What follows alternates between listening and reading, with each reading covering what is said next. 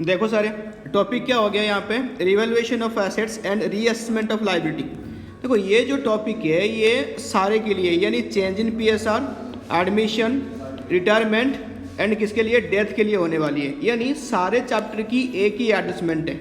यानी इस वीडियो में हम कंप्लीट करने वाले हैं सारे, यानी 1 2 3 4 ये डेथ तक कंप्लीट हो जाएगा, क्योंकि किसी में भी अलग ट्रीटमेंट है ही नहीं। एक बार पढ़ो सारे चैप्टर में ये सेम एडजस्टमेंट है किसकी, एसेट्स की एंड लायबिलिटी की।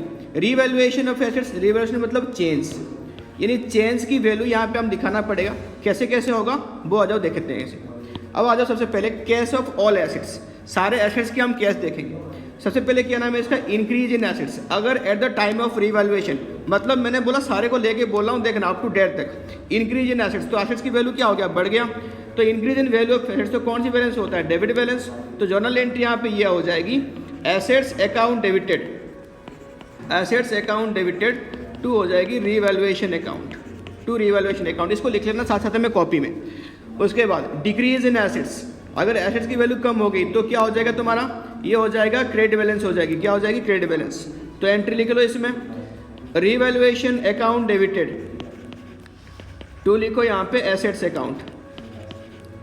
फिर आगे देखो यहाँ पे क्या आ जाएगा, अंडर वैल्यूड एसेट्स, यानी एसेट्स की जो वैल्यू है at the time of revaluation ये अंडर वैल्यूड था, जिसकी एक्चुअल वैल्यू सच में ज़्यादा है। तो क्या हो जाएगा, फिर वैल्यू बढ़ गई एसेट्स की, तो एसेट्स अकाउंट डेबिटेड टू आ जाएगा रिवैल्यूएशन अकाउंट। ठीक है, फिर आ जाओ नेक्स्ट एंट्री में क्या था, ओवर वैल्यूड एसेट्स, यानी at the time of revaluation assets की वैल्यू बढ़ा के दिखा गया, जिसको तुमको कम करना पड़ेगा, वैल्यू हो गई कम। तो क्या हो जाएगी, रिवैल्यूएशन अकाउंट डेबिटेड टू यहाँ पे लिखो एसेट्स अकाउंट। उसके बाद ऑन रिकॉर्डेड एसेट्स, यानी रिकॉर्ड था नहीं पहले, अभी रिकॉर्ड करेंगे तो वैल्यू बढ़ जाएगी ऑटोमेटिक। तो भाई सेम हो जाएगा assets account debited to revaluation account, to revaluation account. तो ठीक है, चेक कर लिया एक बार वैल्यू सारे। एसेट्स इंक्रीज हुई तो क्या होगा, डिक्रीज हुई तो क्या होगा, अंडर वैल्यूड तो क्या होगा, ओवर वैल्यूड में क्या होगा, और ऑन रिकॉर्डेड में क्या होगा। ठीक है, अब इसकी फॉर्मेट बना के भी दिखाऊंगा। अब पहले कैश समझ लो किसकी, लायबिलिटी की। तो लायबिलिटी इन ऑल केसेस देखो, इंक्रीज इन लायबिलिटी, लायबिलिटी बढ़ रही है तो कौन सी बैलेंस होगी, क्रेडिट बैलेंस। तो डेबिट में क्या आएगा, रिवैल्यूएशन। तो revaluation account debited to liability account. फिर लिखो डिक्रीज इन लायबिलिटी, लायबिलिटी कम हो रही तो डेबिट बैलेंस होगा, तो liability account debited to revaluation account. Undervalued liability, यानी liability at time of revaluation कम है, वैल्यू बढ़ानी पड़ेगी, तो लिखो revaluation debited to liability account. उसके बाद ओवर वैल्यूड लायबिलिटी, यानी वैल्यू बढ़ गया है तो कम करनी पड़ेगी, तो लायबिलिटी कम हो गया तो debit balance.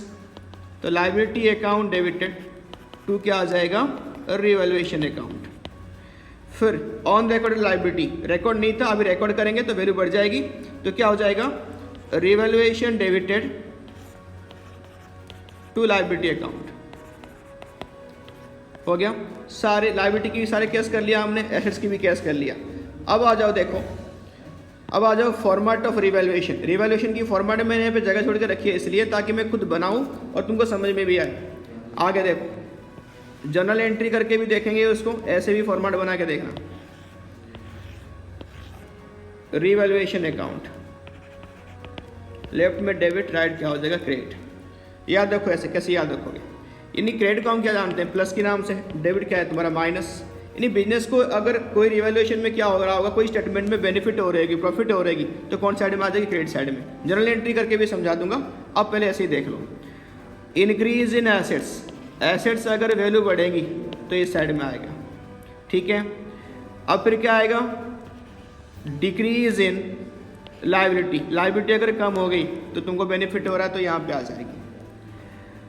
On recorded assets, on recorded assets, assets पहले रिकॉर्ड नहीं होगा तो यहाँ पे ये रिकॉर्ड हो जाएगी, तो वैल्यू बढ़ गया, फायदा हो गया। अब लिखो under valued, under valued assets, पहले से था अंडर वैल्यूड था, अभी बढ़ाना पड़ेगा तो बढ़ जाएगा वैल्यू, तो यहाँ पे आ जाएगी। हो गया, अब लिखो यहाँ पे फिर over valued, over valued liability, ये भी यहीं पे आएगा, पहले ओवर वैल्यूड था अभी कम करना पड़ेगा, तो बिजनेस को बेनिफिट हो रही है तो यहाँ पे आएगा। अब इस साइड में आ जाओ, फिर क्या होगा, इसकी जस्ट उल्टा सारी इस साइड में डाल देना जितने को बिजनेस को लॉस हो रहा होगा। डिक्रीज इन एसेट्स, एसेट्स अगर कम हो गया तो यहाँ पे आएगा। इंक्रीज इन लाइबिलिटी, लाइबिलिटी कम बढ़ रहा होगा तो इस साइड में आएगा। On recorded liability, on recorded liability ये भी इस साइड में रिकॉर्ड होगा।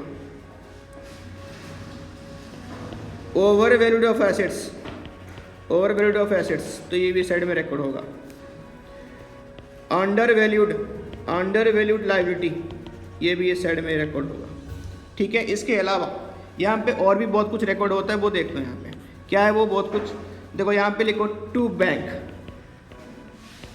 ये आता है रिवैल्यूएशन एक्सपेंसेस, यानी इतना रिवैल्यूएशन होगा, रजिस्ट्रेशन होगा, फिर उसको बेचेंगे, जाहिर सी बात है कोई ना कोई खर्च तो यहाँ पे होगा, तो इसलिए यहाँ पे इसको रिकॉर्ड कर दो टू बैंक के नाम से।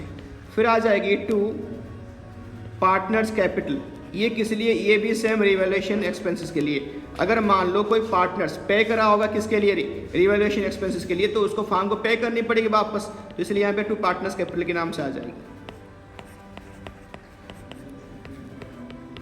ठीक है, यहाँ पे बैलेंस करने के बाद क्या निकलेगा इसमें, देखो अगर प्रॉफिट हो तो इस साइड में आ जाएगी टू रिवैल्यूएशन प्रॉफिट, फिर इस साइड में क्या आ जाएगा, by revaluation loss, revaluation loss. हो गया, टॉपिक समझ लेना, इसको दोबारा देख लेना, कर लेना इसको।